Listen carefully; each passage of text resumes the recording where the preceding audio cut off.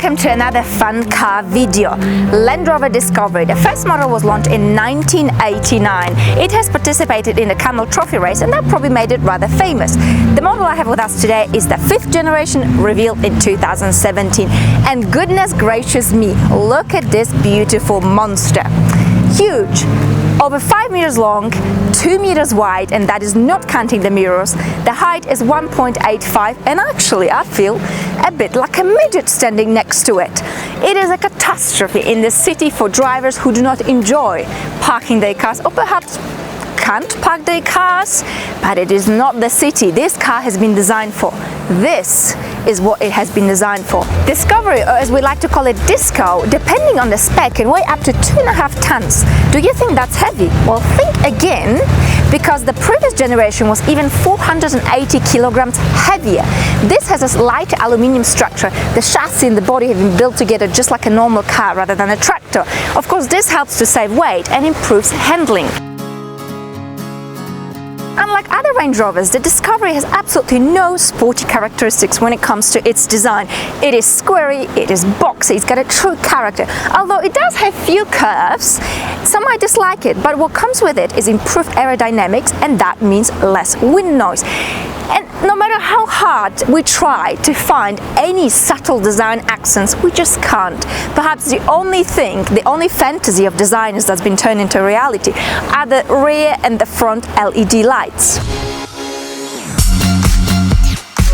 And how does the car feel to drive? Well, I've got top of the range, which is the 3-liter V6 petrol engine that is supercharged, produces 340 horsepower and a torque of 450 newton meters. Believe it or not, this huge machine goes from 0 to 100 in 7.1 seconds. It's got plenty of punch for this size of a car, and I think anything lower could potentially feel a little bit lethargic. So I'm loving the V6. Not that you would be using all the acceleration, the maximum speed of 215 kilometers an hour, because really the biggest joy you get in this car is during this quiet, calm, distinguished ride. This is where the car performs at its best. There's virtually no noise coming through. However, there's a little bit of a nice, pleasant murmur from under the bonnet. Of course, the V6 will hello. And when you put your foot down, you hear that nice, beautiful purr, just to make you feel good. Of course, the V6 will hello. And when you put your foot down, you hear that nice, beautiful purr, just to make you feel good.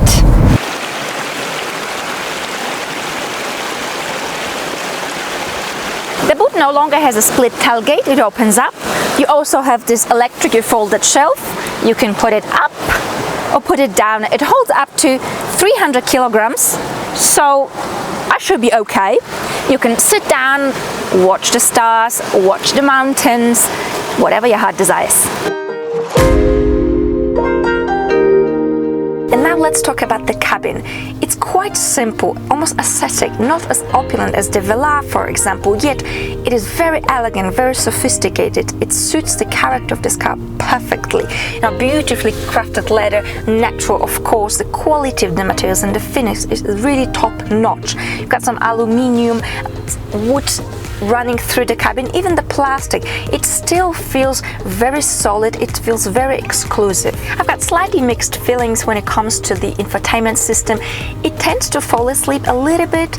Entering the address, for instance, the navigation can take a while. There are some redundant functions like the heated seats, for example. You've got the touch screen and also the physical button.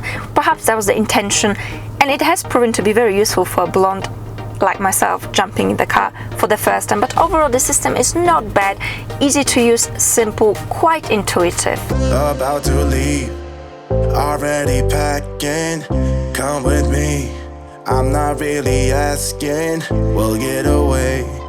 We've got 8-speed automatic gearbox, smooth, responsive, downshift, upshift, really listens to your foot, an absolute pleasure to drive. You also have the manual paddle shifters, but quite frankly, can you be really bothered changing gears in a car of this nature? Not really. Okay, what about fuel consumption? I'm not sure exactly what Range Rover is claiming, but I'm getting hood here. I can't even pronounce it. Nearly 39 liters. But that is because I'm climbing a very high mountain, over 2,000 meters. On average, I was getting about 12-13 liters, which is very, very reasonable for this kind of car.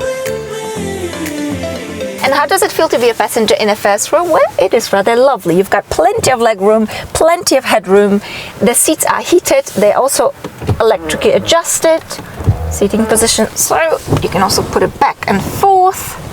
What I do like about it is that the third person here can sit comfortably because the floor is nearly flat, meaning you don't have to do any crazy stuff and you can actually sit like a lady. But I can easily say this is definitely a 7-seater, not 5 adults plus 2 children. This is actually a car for 7 adults.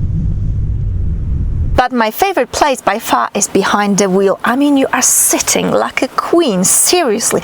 It just doesn't get any better than this. You've got the nice armrest, the cabin is massive. You can play hide and seek here.